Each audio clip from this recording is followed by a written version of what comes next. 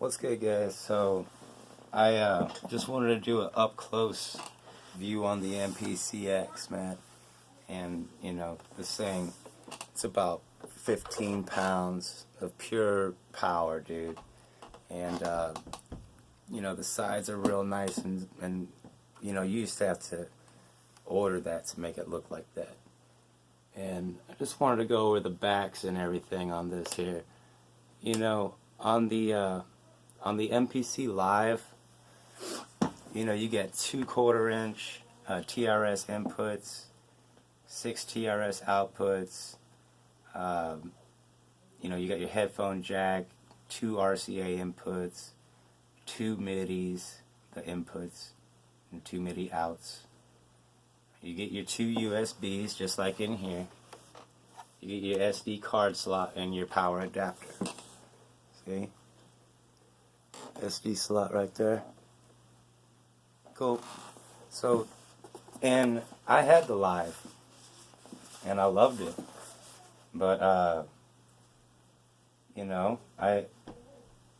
only reason that I would say that I got the Live, or that I ended up getting rid of the Live, which, if I had the money or whatever, I'd have kept it, because it's a nice little box, dude.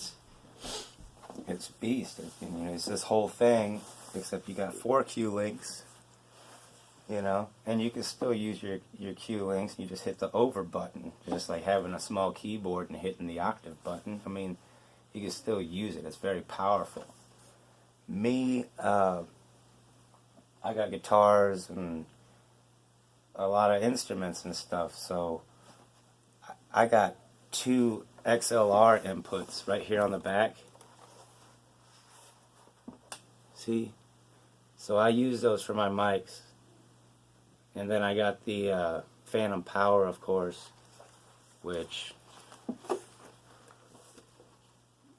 it's got these switches from the front to the rear.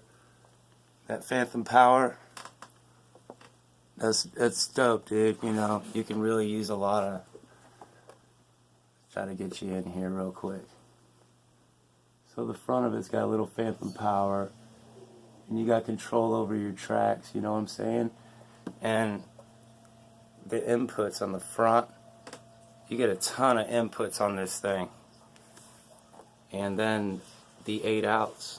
I come out of these 8s into a mixer, and this way I can track them out, and then I go back audio in, and record my track that way, and then I put a compressor over it and all my effects.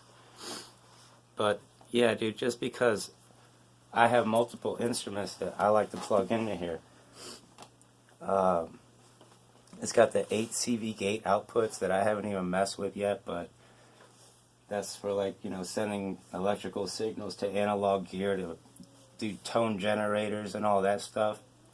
It's just a lot more options, But as far as putting down your idea, going through, tracking them out, and, making a beat, yeah, dude, the Live's awesome. But for me personally, to plug in, 2-foot switches, 2 guitars in the front, and then I got option for microphone. I got 2 more inputs for keyboard, input for my turntables, and then I got these outs, which are just dope. I can assign these out, So that's basically why I got it. It wasn't for the huge screen or anything like that.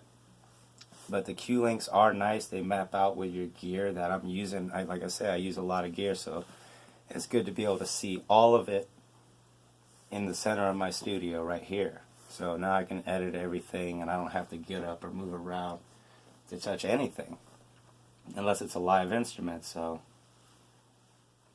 that's pretty much it, man. Other than that, man, this thing's nice, sleek, big beast. And I don't know, underneath it's the same. Right here you can put in your solid state drive, and then once you record, you save on your solid state drive, and Man, I got a solid state in my laptop, and it boots up faster than this MPC, so it'll pull up all your sounds and everything real nice. But yeah, I had a few subscribers asking, why would you compare the X and the Live, you know, and I mean, they're both beast.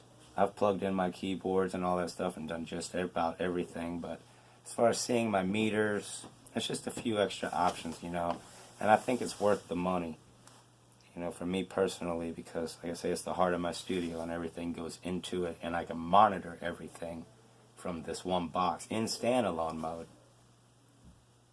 So that's what really sold me on the MPC, the newer versions of the Akai product in the first place was that standalone, because I strike out sometimes with the computer.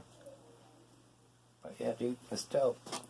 So I'm gonna hook all this stuff back up, man, which is really easy. It's like you don't have to be afraid to unplug it either. You just put the power cord, MIDI it up, USB.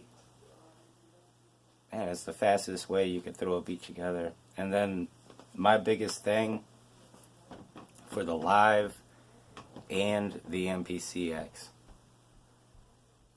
and even the 5000, okay, was that you could save. I mean, I've thrown away so much work on the computer because of bad recording, or I didn't save the project. It's just easy, man. You go in here and you're like, oh, dude, I like that sound. And you're just like, I want to save that sound. Or I want to save that sample. I want to save that track. And you just save it, man. And it's beautiful. It works. And it's almost flawless. Okay? It's still a newer product, so whatever. It will, when it's flawless, it's going to be, you know, there's nothing.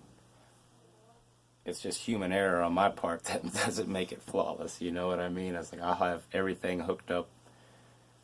Like, guy asked me, well, how do you have your MIDI cables hooked up, Paul? And I was like, well, I got my MIDI cables hooked up and my US. I got everything hooked up. I was like, there's proper ways to hook things up to get them to work.